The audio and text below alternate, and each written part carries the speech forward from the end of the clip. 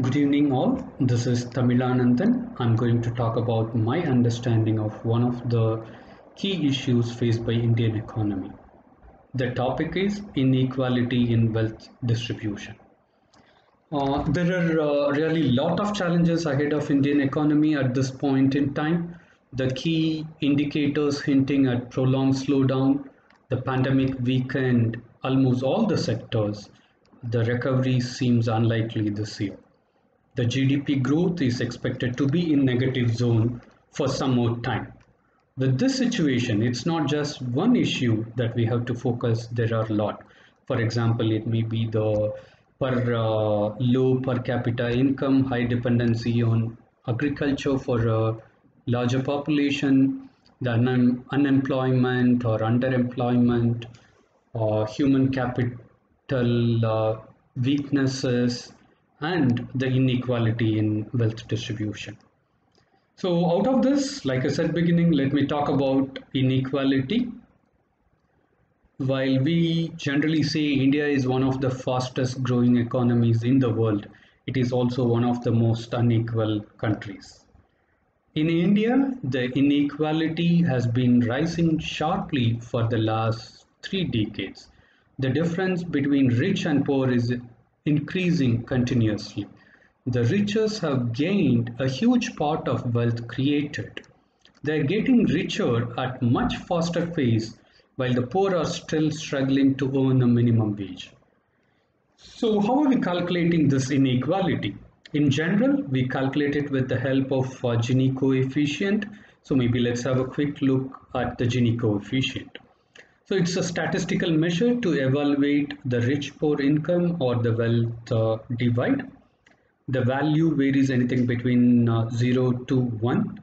0 is a perfect equality and 1 is a perfect inequality. And in general, anything less than 0.4 is considered as acceptable Gini figure. So where are we standing in India? At one point we were at 0.35. In 1990s it was something between 0.43 and 0.45, and it went to 0.51 in 2013, which is an all-time high and a worrying factor. So now let's look at some of the numbers based on the recent data.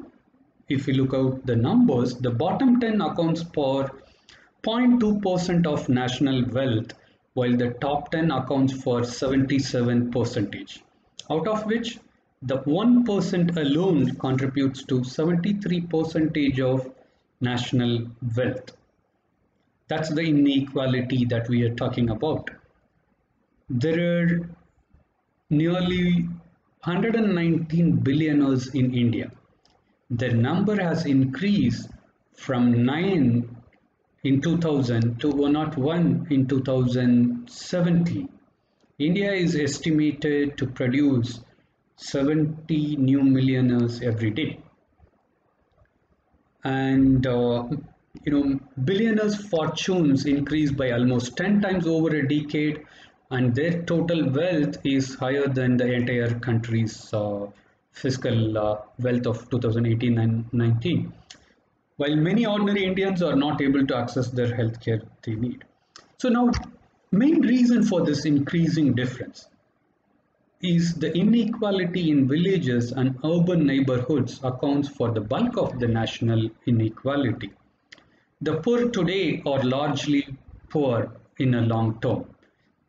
It would take 941 years for a minimum wage worker in rural India to earn what a top paid executive at a leading Indian government company earns in a year. That's the hard truth. Another dimension to look out is gender-based inequalities. While we are talking about gender gaps in education and nutrition or getting closer over the period, the disadvantaged position of women is very obvious in labor market. But the true extent and impact of this remains difficult to establish because most of the economic indicators are concentrated or calculated based on household not between genders. So with this, what does it mean and what can be done? Though the government is taking continuous measures for years, policy decisions are not enough to address the gap. A general rise in Gini coefficient indicates the government policies are not really inclusive and benefiting the rich a lot than the poor. It is important that rich-poor divide is kept in check to ensure larger section of society reaps benefits from economic growth. So the government to splurge more on welfare schemes and tax the rich more. Thank you.